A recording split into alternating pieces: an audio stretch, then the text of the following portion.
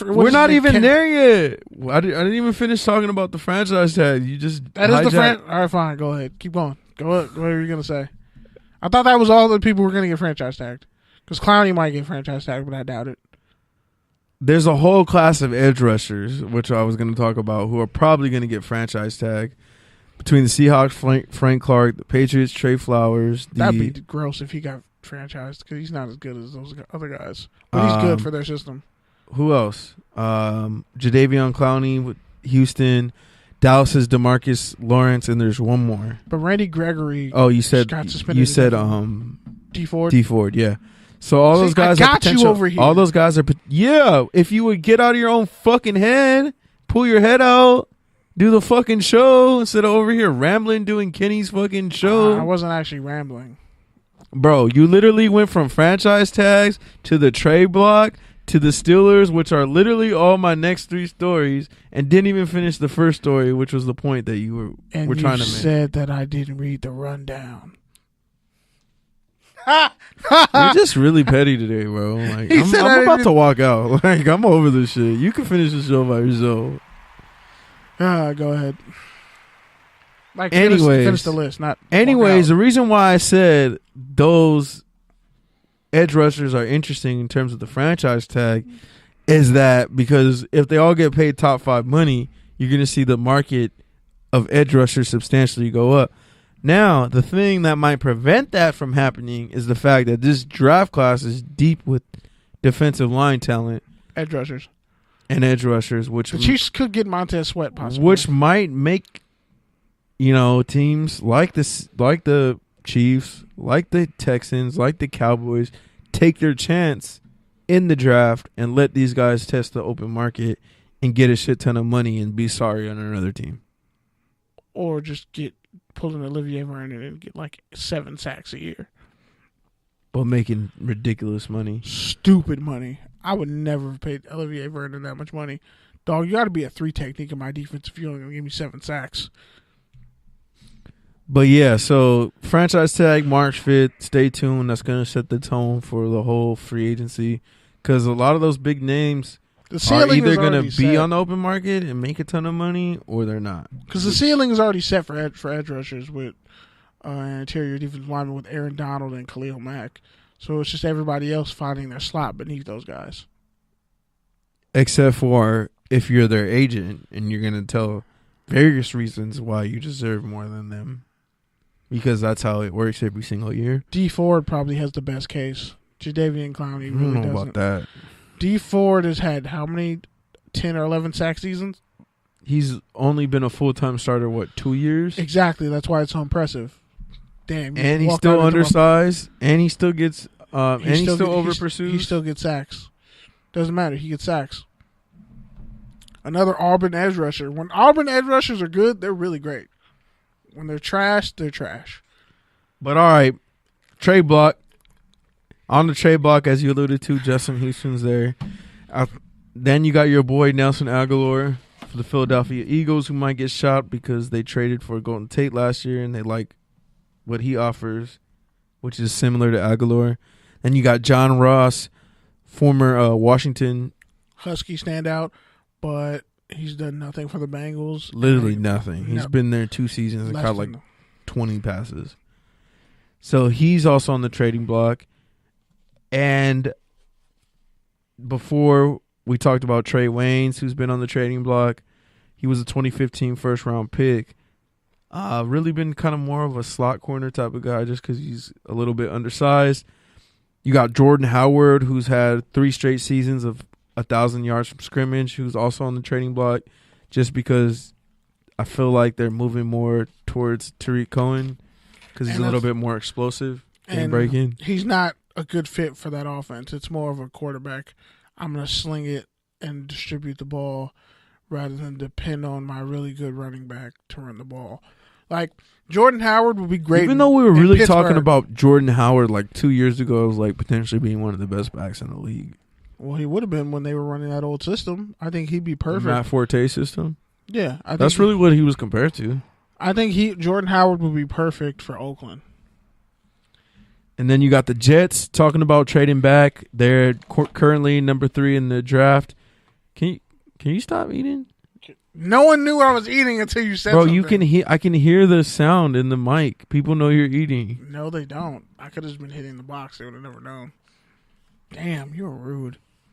Because I fat shamed you on the air right now? Yeah, you fat shamed me. I was hungry. I didn't eat shit today. You're terrible. You just told me you had Carl's Jr. before you came. I had and like then a we tiny had ass Chinese. burger, and I was like, wow, no wonder why this Carl's Jr. is going out of business. They're trash. That's the worst Carl's Jr. The one by CSUN? The one by CSUN is the worst Carl's Jr. ever. That's the worst. You got to go to the one. Can I get a CSUN discount? Show. No, we don't do that. But it doesn't get a CSUN discount. We don't do that. The fuck? The only thing good there is their shakes. Even that isn't that great. All right, but right. Yeah, the Jets, they traded up last year to get Sam Darnold, and now they're trying to trade back for number 3 to get a couple of picks. That's a storyline I'll be looking at. Potentially, I don't know, man. The Packers? I think it sucks for the Raiders because they're probably going to want to trade back from 4. So if the Jets are willing to trade back, I think it's going to drive the price down. It would be smart if Josh Allen somehow falls to 4. I don't think the Raiders can pass on. Dude, I've seen Josh Allen go as low as like 7 to like 25. That's disrespectful. I mean, that's usually what happens. He actually is a better version of Von Miller than Von Miller was coming out. I mean, of but that's usually what happens with edge rushers like that, who are kind of tweener guys, where it's like they could go either way.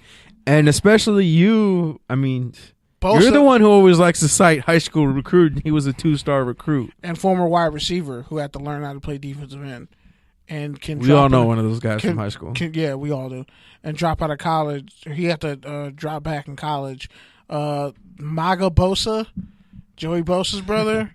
Maga Mac. You mean? Nah, he wishes he was Khalil Mack. Yeah, who, by the way, his Maga Bradley Chubb? No. Leave Bradley Chubb alone. MAGA Jadeveon Clowney? You're just mad because the Raiders couldn't get... Jadeveon Clowney? You're just mad because the Raiders couldn't get Bradley Chubb. That's MAGA Deion Jordan? No. He's more like MAGA Aaron Campman. Oh, nah. You can't use that comparison again, fam. Use that on his older brother and flopped. Okay, fine. Anthony... You got to stop hating on Anthony Nelson... You got to stop having a vendetta against white players going in the top 5 because it's not working out for you. I don't. Joey Bosa, Baker Mayfield. Those are the only. Those were like your 2 most. Those are the only 2 I've been wrong on. Yeah, but you were everybody like horribly else I was right wrong. About. You were like horribly wrong, like flaming dumpster trash wrong. And I can't want here to admit it. You did, but my winning percentage is pretty high. I'm just saying, it's okay. You didn't like Todd Gurley coming out, so you need to be. You quiet. never gonna let me live that down. I'm never gonna. Yeah, because I can go in the archives and say where you said he was gonna be a bust and he wasn't gonna work. I never said he was gonna be. A bust. My God! Do I need? I to said go back? He wasn't worth the 10th pick. Football Friday. No, before he got drafted, you said he's not gonna go draft. He's not gonna get drafted high. Yeah, because he had a torn ACL. He's just another system Georgia running back. Yeah, I did say that. Come on, dog. Don't lie. I did say that. I never said I didn't say that. He said he was going to be a bust. By the way, Anthony Nelson, the redshirt junior edge rusher out of Iowa, probably going to be Aaron Campman. Late bloomer. Next up, you want to talk about the Steelers or Robert Kraft? Because we need to talk about both of those. We didn't get to those last week.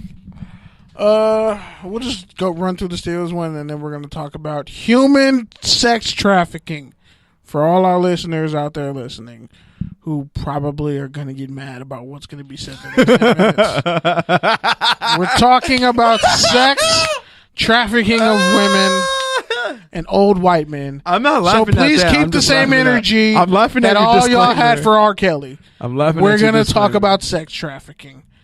Okay, but first we're going to talk about bum-ass Kevin Gilbert. Doug, I'm sorry that D-Wade meme, though. with the D-Wade picture where it's like R. Kelly when school gets out. I'm sorry, it's funny.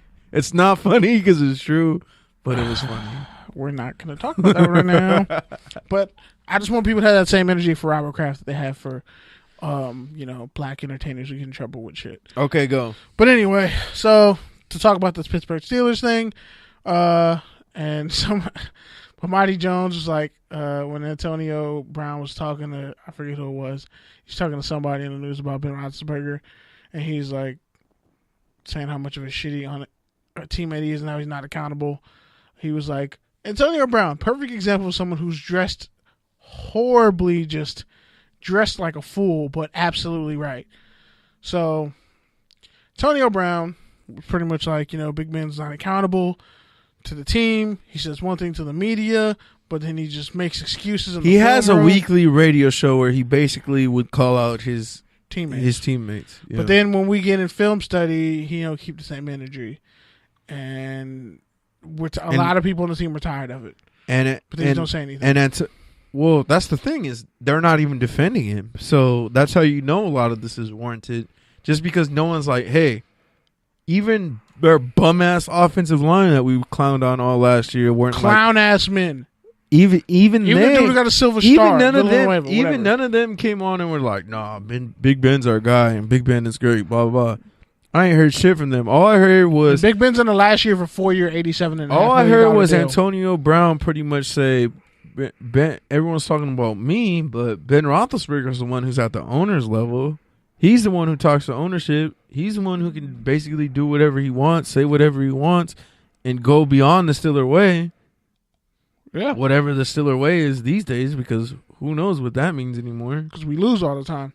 Like, at least, and pretty much it's true. Because like I said, aside from the fact that Big Ben, got away with damn near almost raping a girl and assaulting her in a bathroom, we never hold Big Ben accountable, which is just kind of a microcosm of society. And what the owner pretty much said was it the owner? No, it was the GM, Kevin Beecham or some shit like that. Pretty much he said, he's one of our children. Big Ben's like the head of all our children. Young guys should listen to him. And Antonio Brown's like, that's the shit I'm talking about. But he said kids. 52 grown-ass men in the locker room. Are you calling me a kid, dog? And what LZ I was homeless and all that. LZ said on the radio this morning is, kid is about a corner away from boy, which is a corner away from something else.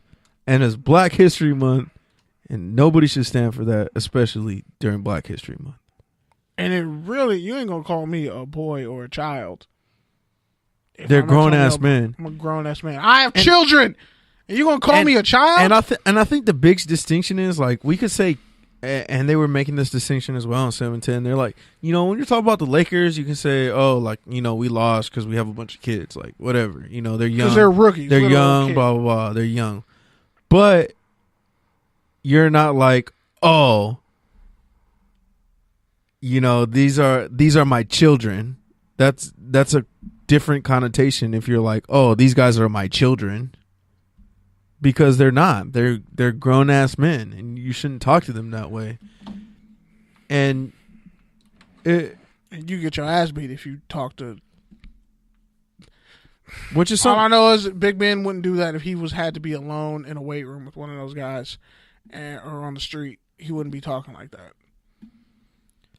But yeah, so pretty much that whole saga is going to come to an end. I can't wait until they actually release Big Ben, because then when I can't wait till we get a 30 for 30 on these past 2 seasons on the Steelers. Antonio Brown, he's even said he's like, I've been a diva, I've handled things the wrong way, but y'all give Big Ben a pass. The media gives him a pass. Everyone gives Ben a pass when he's been nothing but childish and an asshole and a goody two-shoes most of his career. We like to forget the motorcycle accidents, the sexually assaulting women in a bathroom and paying them off, so it never came out what actually happened. And I forgot who talked about it. It might have been, I don't think it was Hines Ward. It might have been the corner I always slander. Ike Taylor? Yeah, it might have been Ike Taylor. He knocked you out, though. But he pretty much came on the air and was like, Big Ben came in as a rookie. He was kind of a game manager. And, he's just not a natural leader. And that doesn't necessarily make him a bad quarterback, because everyone thinks quarterbacks are, these great natural leaders. And is Big Ben has never been that guy. He's kind of had to learn it and grow it. But, the fact that no one is coming to his aid and being like, oh, Big Ben is this big leader, it's because, he's really not. It's not his character. It's not natural to him. That's not him as a man. It's not him as a man. Which says a lot about you as a man. He's just more of a easygoing guy. He's not one of those gym rats. He's not all about football. This is not. Not to say